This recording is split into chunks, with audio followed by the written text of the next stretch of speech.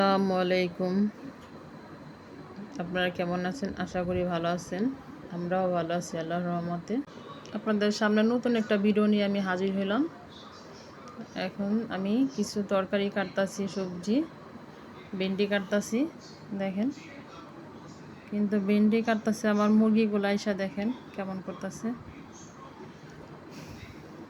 কুটাকাটি শেষ। এখন আমি মাছ আনছি সকালে, মাছগুলো রেখে দিয়েছিলাম ফ্রিজে। মাছটি বের করে এখন কাটতাছি। দেখেন আমার মুরগির বাচ্চাগুলা দেখেন খুবই মারা চালাইতেছে, কারণ কি মাছ চিড়িগুলা খাওয়ানোর জন্য আসে। আর মাছ কাটা শেষ, এখন আমি মাছগুলো ধুইতাছি পরিষ্কার করে করা শেষ। এখন ভাজবো। দেখেন আনসার আব্বু খুবই পছন্দ করে মাছ ভাজাগুলো। আমি সব মাছ ভাজা খাই, কিন্তু রান্না মাছ খাই না।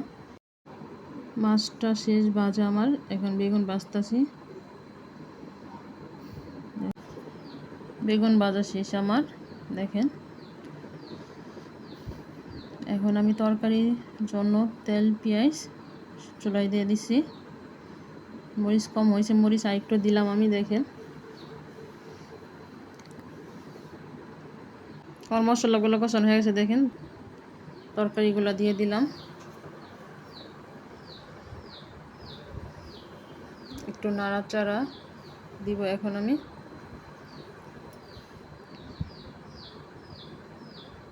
দেখেন নাড়াচাড়া ঢাকনা দিয়ে ঢেকে দিব আমি এখন।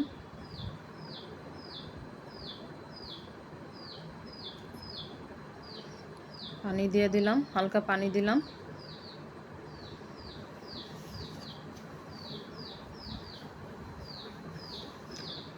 হালকা পানি দেওয়ার পরে আমি অল্প পানি দিয়েছি, মনে বেশি পানি দেওয়ার দরকার নেই। ভালো করে কষাইছি, অল্প পানি দিয়ে আমি এখন ঢাকনা দিয়ে ঢেকে দিব। তরকারি শেষ। দেখেন এখন ভাজির জন্য আমি শুকনো মরিচ দিছি, প্রথমে পেঁয়াজ মরিচ দিয়ে দিছি। ভালো করে নাড়াচাড়া দিব এখন। দিয়ে আমি ভেন্ডিগুলো ছেড়ে দিলাম। স্বাদ মতো লবণ দিয়ে দিলাম, আপনারা আপনাদের মতো দিবেন। দেখেন এখন নাড়াচাড়া দিই।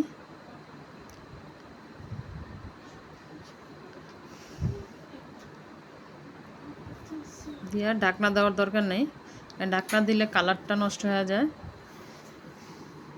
বাজে এখন হয়ে গেছে। ছোটো মেয়ে আসছে স্কুল থেকে, দেখেন কি একটা নিয়ে আসছে। আমি তো এটা খাই না, বলতে আম্মু খাও।